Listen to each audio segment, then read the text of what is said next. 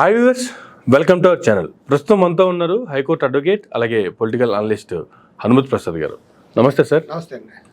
ఎలా ఉన్నారు sir? Fine sir, ఈ మధ్యకాలంలో అంటే కూడా ఆంధ్రప్రదేశ్ రాష్ట్రంలో కూటమి ప్రభుత్వం అధికారంలోకి వచ్చిన తర్వాత కొంతమంది వ్యక్తులపై మోపబడుతున్నటువంటి కేసులకు సంబంధించి చూసుకుంటే, జనరల్గా ఎవరి మీదైనా ఒకటో రెండో కేసులు ఉంటే ఆ కేసులకు సంబంధించి అరెస్ట్ చేస్తారు, కొన్ని రోజులు జైల్లో ఉంటారు, తర్వాత బెయిల్ వస్తుంది, బయటకు వస్తుంటారు, కామనే. కానీ రీసెంట్గా జరుగుతున్న పరిస్థితులు కొన్ని చూస్తే ఒక వ్యక్తిని అరెస్ట్ చేస్తున్నారు. ఆ వ్యక్తి పోలీస్ స్టేషన్ తర్వాత జడ్జి గారి ముందుకు వెళ్ళిన తర్వాత అసలు అరెస్ట్ చేసిన కేసు వేరే, ఆడికి పోయిన తర్వాత బయటకు వస్తున్న కేసులు వేరే. ఒక్కొక్కరి మీద 10, 15, 20, 25, 30 కేసులు ఉంటున్నాయి. అసలు అన్ని కేసులు ఎలా ఫైల్ అవుతాయి? ఒక వ్యక్తి మీద అన్ని రకాలుగా అంతమందికి మనోభావాలు హర్ట్ అవుతాయా? మనోభావాలు హర్ట్ అయిన ప్రతి ఒక్కళ్ళు కేసులు పెట్టొచ్చా? అసలు ఈ రకమైనటువంటి కేసులను ఎలా చూడాలి? ఇవి ఎలాంటి సెక్షన్లకు ఎందుకు వస్తాయి? వీటిని కొత్తగా వచ్చినటువంటి సెక్షన్ల ఆధారంగానే, బిఎన్ఎస్ ఆధారంగానే పెట్టారనుకోవాలా, లేదు అంటే కక్ష సాధింపులో చర్యల్లో భాగంగా జరుగుతున్నాయి అనుకోవాలా? అసలు ఒక్కొక్కరి మీద ఇన్ని కేసులు, ఇన్ని పోలీస్ స్టేషన్లు, ఏ జైల్లో ఎప్పుడు ఎవరు ఎక్కడ ఉంటున్నారో తెలియనటువంటి పరిస్థితి, ఎందుకు అరెస్ట్ చేస్తున్నారో తెలియదు, సడన్గా వస్తున్నారు వితౌట్ నోటీసులు. రీసెంట్గా పోసాన్ గారి ఇష్యూలు కూడా చూసాము. అరెస్ట్ చేయడానికి వచ్చి అసలు నాకు నోటీసే లేదు అరెస్ట్ అవుతున్నట్టు అంటే, నేను ఇప్పుడు నోటీస్ ఇస్తాను, మీరు అరెస్ట్ అవ్వని, నేను నోటీసులు ఇస్తానని డైరెక్ట్ కాన్వకేషన్ కూడా చూస్తున్నాము. ఏంటంటే అసలు ఇటువంటి పరిస్థితులకు సంబంధించి ఎలాంటి సెక్షన్లు అసలు ఏం చెప్తారు సార్ ఈ కేసుల మీద? ఇప్పుడు ప్రస్తుతం ఎలాగుందంటే రివెంజ్ పాలిటిక్స్ నడుస్తుందండి. ఏ ప్రభుత్వమైనా సంక్షేమం కంటా కూడా రివెంజ్ పాలిటిక్సే. నేను ఈ గవర్నమెంట్ అని పలానా గవర్నమెంట్, ఏ గవర్నమెంట్ వచ్చినా అలాగే నడుస్తుంది రివెంజ్ పాలిటిక్స్. అంటే ప్రతిపక్షాన్ని అంతం చేయడం ఫస్ట్, అది జరగని పని. ఎందుకంటే వాళ్ళు ఈగోస్ అర్ట్ అయినప్పుడు, ఎప్పుడైతే అధికారంలో ఉన్నామో వ్యవస్థలన్నింటినీ కూడా తమ గుప్పెట్లో పెట్టుకుని, అంటే మేము ఆడమన్నట్టుగా ఆడాలి వ్యవస్థలో, ఎందుకంటే గవర్నమెంట్ మాది కాబట్టి అన్న ఉద్దేశంతో రాజ్యాంగ ఉల్లంఘనలకు తీవ్రంగా పాల్పడుతున్నారు. ఓకే, ఫస్ట్ నేను అన్నది ఏంటంటే, రాజ్యాంగ ఉల్లంఘనకు పాల్పడుతున్నామని వాళ్ళకి తెలియదేమో బహుశా రాజకీయ నాయకులకి. ఎందుకంటే చట్టం మీద అవగాహన లేని వ్యక్తులు చాలామంది చట్టసభల్లో ఉన్నారు. ఓకే, రాజ్యాంగాన్ని అసలు ఎన్ని ఆర్టికల్స్ ఉంటాయి, ఎన్ని అమెండ్మెంట్స్ అయ్యాయి, ఇవేమీ తెలియవు. రాజ్యాంగం ఏం చెప్తుంది అన్నది కూడా తెలియదు. కనీసం ఆ మినిమం నాలెడ్జ్ లేకుండా ఈరోజు చట్టసభల్లోకి వస్తున్నారు. ఇది అత్యంత దారుణమైనటువంటి విషయం. ఇటు కేంద్ర ప్రభుత్వంలో కూడా అలాగే పరిస్థితి ఉంది. కానీ సుప్రీంకోర్టే చాలా తీక్షణంగా దీన్ని ఆలోచించి చట్టసభల్లో ప్రవేశించి వాడు ఖచ్చితంగా రాజ్యాంగం మీద ఎగ్జామ్ పెట్టాలా, చట్టం మీద అవగాహన కలగాల, లేకపోతే ఇలాంటిది ఉంటుంది. ఓకే, ఇప్పుడు ఇక్కడ వ్యవస్థ ఎలాగుంటుంది, అందులో పనిచేసే ఎగ్జిక్యూటివ్ బాడీ ఎలాగుంటుంది, ప్రభుత్వం చెప్పింది నేను చేయాలా, లేకపోతే నా ఉద్యోగం పోతుందేమో. ఇప్పుడు మామూలు వాళ్ళ కేసులో ఇద్దరు మనుషులు తిట్టుకుని పోలీస్ స్టేషన్కి వెళ్తే కేసు పెట్టరు కదా, ఇద్దరిని దెబ్బలాట పంపించేస్తారు. వాళ్ళు బాగానే చేస్తున్నారు పోలీసులు. మామూలుగా వస్తే అంటే ప్రెజర్ ఉన్నప్పుడు, మీరు అన్నారు చూసారా, అక్కడ జరిగింది వేరే, పెడుతున్న కేసులు వేరేని. ఇప్పుడు వాళ్ళు చెప్తారు ఏమిటంటే, ఏమంటే ఇప్పుడు ఈ మాట్లాడుకున్న దానికి చట్ట ప్రకారం ఏం శిక్ష లేదండి అంటే, నాకు ఒక నాయకులు చెప్పారు కొంతమంది ఆఫీసర్స్లో, నీకు తెలుసు కదా ఏ రకంగా అని పెట్టి లోపలయ్యా, ఆ రకంగా లోపలయ్యా, నా దగ్గర ఎలాంటివి చెప్పుకో అని అన్నారట. లోపల వేయడం ఇంపార్టెంట్ అంతే. అంతే. ఇప్పుడు ఏంటి, ఒకవేళ దానికి ప్రావిజన్ లేదండి, దీనికి పలానా సెక్షన్ లేదండి అంటే, నువ్వు ప్రతిపక్షం పార్టీ ఓడివేమో ఓకే అని చెప్పి వాళ్ళ మీద గ్లెడ్జి తీర్చుకునే ప్రయత్నం. ఇంకేం చేస్తారు వాళ్ళు మటుగా, ఉద్యోగ నిర్వహణలో ప్రభుత్వం చెప్పింది చేయాలా. అందువల్ల వాళ్ళు రకరకాల పిల్లి మొగ్గలేసి ఏదో సెక్షన్ పెట్టేసి ఏదో గుడ్డుగా వేసేస్తున్నారు. కోర్టులు ఏం చేస్తున్నాయి, కోర్టులకు చేసేటప్పుడు వాళ్ళు పెట్టిన దాని మీద ఎన్ని ట్రయల్లో చెప్పుకోవాలా. రిమాండ్కి వేయడం వాళ్ళ డ్యూటీ, రిమాండ్కి వేస్తే బెయిల్ పెట్టుకుంటాడు, బెయిల్ పెట్టుకుంటే బెయిల్ ఇవ్వడం అన్నది కూడా వాళ్ళ డ్యూటీ. ఇవన్నీ ఆ కేసులో లాస్ట్కి వచ్చేటప్పటికి తేల్తాయా పోతాయా అన్నది తర్వాత సంగతి. అంటే ఈ రకమైనటువంటి గందరగోళం రాష్ట్రంలో నెలకొని ఉంది. ఎవరిని ప్రభుత్వాలు ప్రశాంతంగా ఉండట్లేదు. అలాగే పోనీ ప్రభుత్వాలైనా ప్రశాంతంగా ఉంటున్నాయా, వాళ్ళ అభద్రతా భావంతో ఉంటున్నాయి. వాళ్ళ దృష్టి అంతా మనం ప్రజలకు ఏం చేద్దాం అన్నది కాదు, ప్రతిపక్షం మీద ఒక నెపం వేసేయడం, వీళ్ళ వల్లే మొత్తం విధ్వంసమైందనడం, తీసుకెళ్ళి మాట్లాడిన వాళ్ళని లోపలేసేయడం. అంటే మమ్మల్ని అప్పుడు అట్ చేశారు కదా. వీళ్ళు చేసింది ఏం తక్కువ కాదు కదా. ఇప్పుడు ఈ రోజు వచ్చాక మమ్మల్ని అడ్డగోలుగా అరెస్ట్ చేస్తున్నారంటే నోటుకు వచ్చినట్టు వీళ్ళు తిరుగుతున్నారు. రేపు పొద్దున ఆ గవర్నమెంట్ వచ్చినా కూడా, రేపు పొద్దున్న జగన్మోహన్ రెడ్డి గారు గవర్నమెంట్ వస్తే ఆయన ఉన్నాడు, ఒక్కొక్కరికి బట్టలు ఇప్పించేస్తానంటున్నాడు ఆయన పోలీస్ ఆఫీసర్ల కాలికి. రేపు పొద్దున ఆ గవర్నమెంట్ వచ్చినా చేసేది ఇదే పని. అంటే ఇంకా ప్రజల భద్రత అన్నది గాలికి వదిలేశారు. చట్టం గురించి చెప్తున్నాను. ఇప్పుడు ఇందాక మీరు అడిగిన రెండో ప్రశ్న ఏంటంటే, ఒక వ్యక్తి మీద ఒక నేరం చేసినందుకు రకరకాల పోలీస్ స్టేషన్లో కేసులు పెడుతున్నారు. ఫస్ట్ దానికంటే ముందు నేను మిమ్మల్ని తిట్టి అనుకోండి, మీరు కేసు పెడితే వేరే విధంగా ఉంటుంది, ఒక రకంగా ఉంటుంది. అట్టయ్యేది ఎవరో మీరు, అంతే కదా. మిమ్మల్ని డ్యామేజ్ చేస్తే అంతే కదా. ఇక్కడ కేసులు పెడుతుంది ఎవరో, కేసులు వాళ్ళు పెడుతున్నారా? ఎవడో పెడుతున్నాడు, ఎవరితో పెడుతున్నారో ఎవరి చేత పెట్టిస్తున్నారో.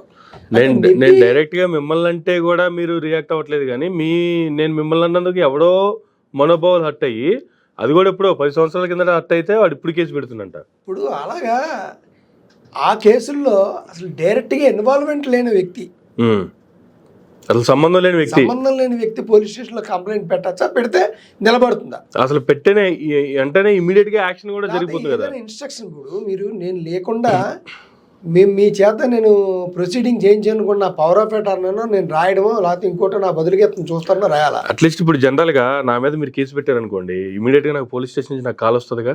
వస్తుంది, ఫస్ట్ కాల్ వస్తుంది, తర్వాత మీ మీద కేసు వచ్చింది, పలానా కేసు పలానా వ్యక్తి ఇలా పెట్టారు, మీరు ఒకసారి స్టేషన్కి వచ్చి హాజరవ్వండి, మీతో ఎంక్వైరీ ఉందని చెప్పి పిలుస్తారుగా.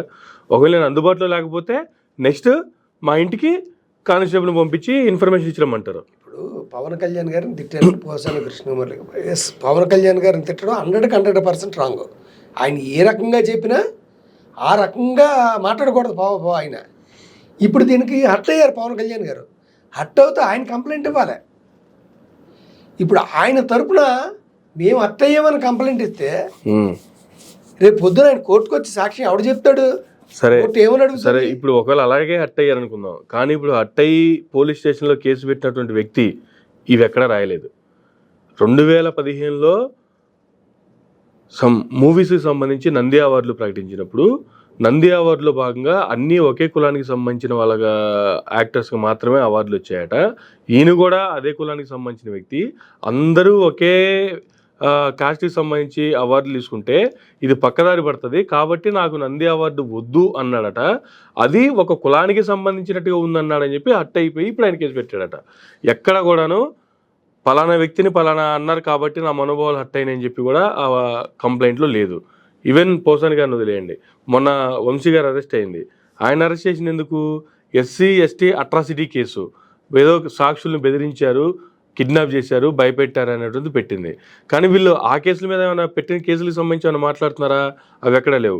ఆ రోజు నువ్వు ఏం చేసావు, ఆ రోజు గన్నవరం TDP ఆఫీస్లో తగలబడినప్పుడు ఏం చేసావు, ఆ రోజు నువ్వే కదా గొడవ చేయించింది అనే దాంతో దానికి సంబంధించి మాత్రమే మాట్లాడుతున్నారు. ఇప్పుడు ఈయన మీద పవన్ కళ్యాణ్ గారికి సంబంధించి మాత్రమే మాట్లాడుతున్నారు. అసలు మాట్లాడుతున్న వాటికి పెడుతున్న వాటికి సంబంధం లేవు. ఇటువంటి కేసులు పెట్టొచ్చా? అసలు 100%. ఇప్పుడు నేను మొదట అన్నాను కదా, రివెంజ్ పాలిటిక్స్ అండి. ఇప్పుడు ఈ కేసు పెట్టినా ఇలా పెట్టకూడదు, దానికి లేదు. ఇదే మామూలుగా విమర్శ అన్నది కామన్ రాజకీయాల్లో.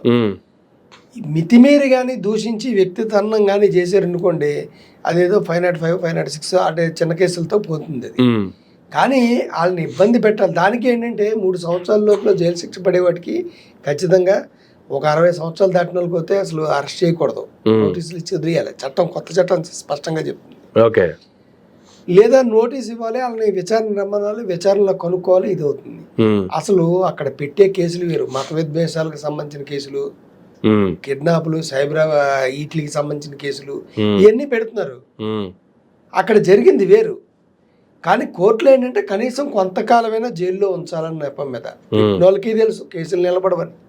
ఎందుకంటే హర్ట్ అయినోడు ఎవడో కంప్లైంట్ పెట్టడం, కంప్లైంట్ ఎవడో పెడతాడు, రేపు పొద్దున కోర్టుకి వాళ్ళు వెళ్ళరు, వీళ్ళు వెళ్ళరు, గాలికి వదిలేస్తాయి. కాకపోతే టెంపరీగా మమ్మల్ని ఇబ్బంది పెట్టాడు కాబట్టి వీళ్ళని ఇబ్బంది పెట్టాలి. ఓ రోజు తీసుకెళ్ళిపో, రాత్రి ఉంచాలి పోలీస్ స్టేషన్లో. మరి కోటింగ్ చేస్తారో లేకపోతే ఏం చేస్తారో తెలియదు, కానీ వాళ్ళని ఇబ్బంది పెట్టాలా, అంటే టెర్రరైజ్ చేయాలా ఓకే అన్న భావంతో చేస్తున్నారు. రేపు పొద్దున ఇదేమవుతుంది, వాళ్ళు టెర్రరైజ్ అయిపోయి భయపడి కూర్చుంటారా? రేపు పొద్దున ఆ గవర్నమెంట్ వచ్చింది అనుకోండి, మమ్మల్ని ఎలా చేసాడు కూడా మేము ఇలాగే చేస్తాం. ఇక్కడ మీరు టెర్రరైజ్ చేసుకుంటూ ఎన్నుకున్న ప్రజల్ని ఫూల్స్ చేస్తున్నారు. సరే, కొంతమంది ఇష్టానుసారంగా మీరు అన్నట్లుగా పోసాని గారు ఏ సందర్భంలో మాట్లాడాల్సి వచ్చిందో, ఎందుకు మాట్లాడారు, ఎందుకంటే ఆయన చిన్న వ్యక్తి ఏం కాదు, ఒక ప్రముఖ దర్శకుడు, ప్రముఖ రచయిత, ప్రముఖ ప్రొడ్యూసరు, ఒక ఆర్టిస్టు, ఇన్ని క్వాలిఫికేషన్ ఉన్నాయన ఈజీగా ఎవరిని పడతానని ఎట్లా పడితే అట్లా మాట్లాడే వ్యక్తి కూడా కాదు. అంతగా మాట్లాడాల్సి వచ్చిందంటే ఆయన ఆ రకంగా ప్రొవోక్ చేసినటువంటి అంశాలు అవి ఎవ్వరూ పరిగణలోకి తీసుకోవట్లే. కేవలం పవన్ కళ్యాణ్ గారిని అన్నారు. ఓకే, ఆయన ప్రొవోక్ చేసినప్పుడు దాని మీద ఆయన ఫైట్ చేయాల్సింది పోయి ఈ రకంగా మాట్లాడటం మీరు అన్నట్లు తప్పే. ఓకే, దాన్ని ఖండించాలి, దానికి ఇమీడియట్గా యాక్షన్ తీసుకోవాలి. లేదు, వదిలేశారు, ఇప్పుడు ఎవరి చేతో ఏదో కేసు పెట్టించి తీసేస్తున్నారు. కానీ కొల్లిపూర్లో ఒక కేసు పెట్టారు. ఒక సోషల్ మీడియాలో ఫేస్బుక్లో ఒక పోస్టు ఫార్వర్డ్ చేశారట. ఇప్పుడు జనరల్గా మనకి వాట్సాప్లో కావచ్చు, ఫేస్బుక్లో కావచ్చు, రకరకాల పోస్టులు చూస్తూ ఉంటాము. ఈ పోస్ట్ని ఫార్వర్డ్ చేశారట. ఆ ఫార్వర్డ్ చేసిన పోస్ట్ ఏంటంటే పవన్ కళ్యాణ్ గారి మీద, నాదెండ్ల మనోహర్ గారి మీద వ్యతిరేకంగా ఉన్నటువంటి పోస్ట్ అట. అది ఎవడో పోస్ట్ పెట్టాడు, పోస్ట్ పెట్టినోడు ఎవడో తెలియదు, వాడి మీద ఎటువంటి యాక్షన్ లేవు. ఆ పోస్ట్ని ఫార్వర్డ్ చేశాడు, ఫార్వర్డ్ చేసిన అతని మీద రీసెంట్గా కేసు పెట్టారు. ఇప్పుడు ఏంటంటే ఇలాంటి కేసులు కూడా పెట్టొచ్చా? అసలు పెట్టకూడదని నెంబర్ ఆఫ్ తీర్పులు ఉన్నాయి. ఫేస్బుక్లోనూ వాటిల్లో పెట్టిన కేసుల మీద కేసులు పెట్టద్దని జడ్జిమెంట్స్ ఉన్నాయి. కాకపోతే ఏంటంటే ఇక్కడ టార్గెట్ మీరు అన్నారు చూసారా, అసలు పోస్ట్ చేసినోడు ఒకడు, ఫార్వర్డ్ చేసినోడు ఎవడు, ఇందులో ఎవరు వీళ్ళకి టార్గెట్, ఎవరితోటి వీళ్ళకి తలనొప్పి ఉంది అది చూసుకుంటారు. అది పెట్టినోడు మామూలుగా పెట్టాడు, వాళ్ళు ఎప్పుడు విమర్శించలేదు, అందువల్ల అతను జోలికి వెళ్ళరు. వీళ్ళ దృష్టిలో అతను పడ్డాడు, అందువల్ల ఫార్వర్డ్ చేసినందుకు తప్పన్నట్టుగా కేసు పెడుతున్నారు. అసలు ఇలాంటి కేసులు పెట్టకూడదు. సుప్రీంకోర్టు తీర్పులు ఇచ్చే జడ్జిమెంట్లు. రెండోది, ఒక వ్యక్తి ఒక తప్పు చేస్తే ఒక చోట మాత్రం, ఒక పోలీస్ స్టేషన్లో మాత్రమే కేసులు పెట్టాలి. 10 పోలీస్ స్టేషన్లో కేసులు పెట్టినా ట్రయల్ మటుకు అన్నీ కలిపి ఒక దాంట్లో చేయాలి తప్ప, ఇప్పుడు ఒకే కేసుకి ఇప్పుడు ఇందులో బెయిల్ వచ్చింది, సేమ్ ఇదే కేసులో ఇంకోళ్ళు అరెస్ట్ చేస్తే ఇప్పుడు అలా ఉన్నాయి పరిస్థితులు. ఇప్పుడు సరే, నాకు ఇక్కడ ఇంకో డౌట్ ఉంది సార్. నేను మీ మీద ఒక పోలీస్ స్టేషన్లో నా పరిధిలో ఉన్న పోలీస్ స్టేషన్లో కేసు పెట్టా, ఆ పోలీసులు రావాలా, లేదు పక్క జిల్లా నుంచి వేరే స్టేషన్కి సంబంధించినటువంటి పోలీసులు వచ్చి కూడా అరెస్ట్ చేయొచ్చా? కేసు ఎక్కడ పెట్టినా కూడా ఎవరు నాకు ఇస్తే వాళ్ళు వచ్చి తీసుకెళ్ళిపోవచ్చా? ఇప్పుడు వాళ్ళకి ఫరగా ఉండే వాళ్ళని చూపిస్తున్నారు. ఇదంతా కూడా చట్ట వ్యతిరేకంగానే జరుగుతున్నాయి, ఏది చట్ట ప్రకారం జరగట్లేదు. ఓ కేసులో నోటీస్ ఇచ్చినప్పుడు నోటీస్ ఇచ్చి పలానా తారీఖు రమ్మనాలా, వాళ్ళు ఎందుకు ఇమీడియట్గా స్టెప్ తీసుకున్నారంటే ప్రతి ఒక్క వ్యక్తికి తాను నిరపరాధిని నిరూపించుకునేటువంటి హక్కు కలిగి ఉంటుంది.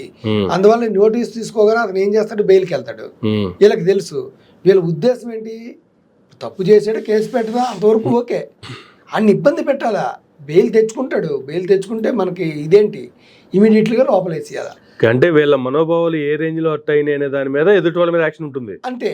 ఓకే, ఇప్పుడు మొన్న కేసులో వాళ్ళు ఇచ్చిన నోటీసులో కూడా చూసుకుంటే సార్ సెక్షన్స్ అవి పక్కన పెట్టండి, ఓదానికి ఒకటి పెడుతున్నారని అన్నీ తెలుసున్నవే.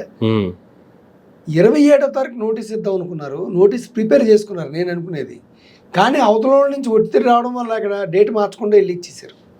మైండ్లో ఇంకా అదే ఉండిపోయింది, ఇచ్చి తీసివ్వడం. రెండోది, అలా పోసాని కృష్ణమురళి గారి దగ్గరికి వెళ్ళినప్పుడు ఎవడొచ్చాడో ఏంటో వాళ్ళు యూనిఫామ్ వేసుకోవాలి కదా. నేను పలానా వ్యక్తి నోటీస్ ఇవ్వడానికి నోటీస్ ఇచ్చాక పలానా తారీఖుని రమ్మను అనాలా, అంతే కదా.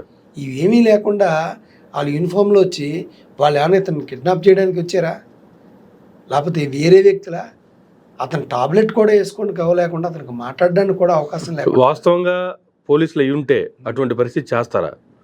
అలా ఈవినింగ్ తినే టైంలో వచ్చారు, ఆయనకు ఆల్రెడీ హార్ట్ పేషెంట్ అంట, ఆయన వాళ్ళ డాక్టర్ కూడా నిన్న ఒక ఇంటర్వ్యూ ఇచ్చారు, ఫ్యామిలీ డాక్టరు.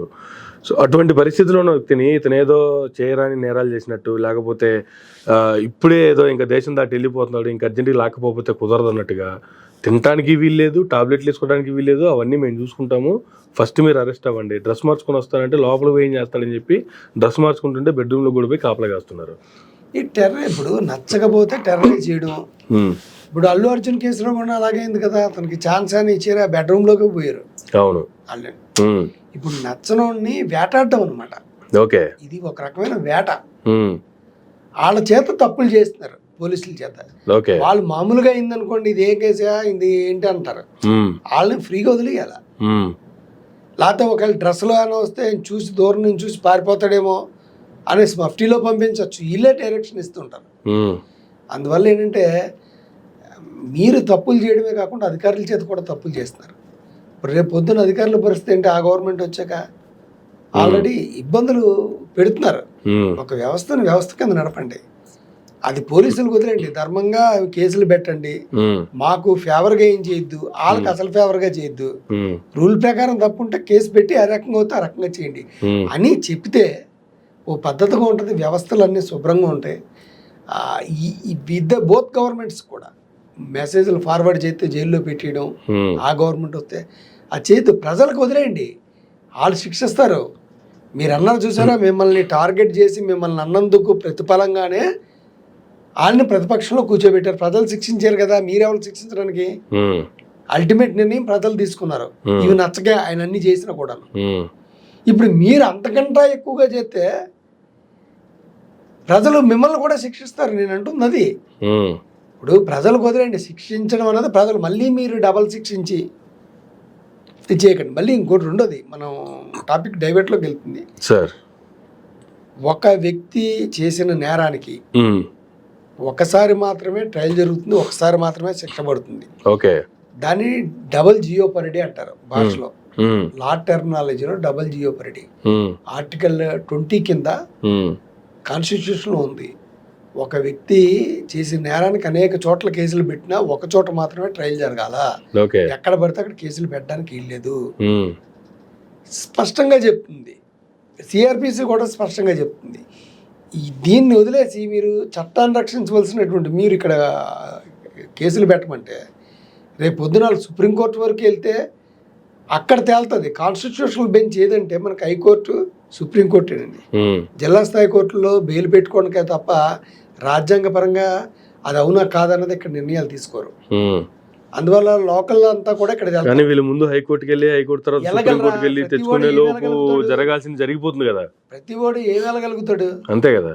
ఇప్పుడు ఈ రోజు వెళ్దాం అనుకుంటే ఈ లోపల బయలు వస్తుంది. వాళ్ళ ఆర్థిక పరిస్థితులు ఉండాలి కదా, మామూలు వాళ్ళు వేస్తే వెళ్ళలేరు కదా. ఇప్పుడు వాళ్ళ హైకోర్టుకి వెళ్ళి అక్కడ సుప్రీంకోర్టుకి వెళ్ళి అది రాంగ్ నిరూపించుకోవచ్చు. ఇక్కడ జరిగే నష్టం ఎలాగ డామేజ్ జరుగుతుంది. ఓకే. సో ఏంటంటే ఆ రకంగా వెళ్ళడానికి వీల్లేదు, ఆ రకంగా అరెస్టులు చేయడానికి వీల్లేదు. ఏంటి, ఒక నేరానికి 10 పోలీస్ స్టేషన్లో కేసులు పెట్టి అరెస్ట్ చేయడానికి వీల్లేదు అంటున్నాను. వాళ్ళు కేసు పెట్టారు, ప్రొసీజర్ ప్రకారం వెళ్ళండి, అరెస్ట్ చేయండి అంతే తప్ప ఆ రకంగా ఇళ్లలోకి రాత్రుల పూట వెళ్ళిపోయి తీసుకొచ్చేయడం అవి చేయడం అనేది రాంగ్. రెండోది నా మెయిన్ ఏంటంటే చట్టసభల్లో కూర్చునే వాళ్ళకి కనీసం మినిమం నాలెడ్జ్ రాజ్యాంగం మీద ఉండాలి.